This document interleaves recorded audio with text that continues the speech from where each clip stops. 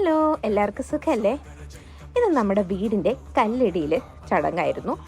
ആദ്യം തന്നെ എല്ലാം സെറ്റ് ചെയ്തിട്ട് അമ്മച്ചിയൊക്കെയാണ് വിളക്കൊക്കെ കത്തിക്കുന്നത്.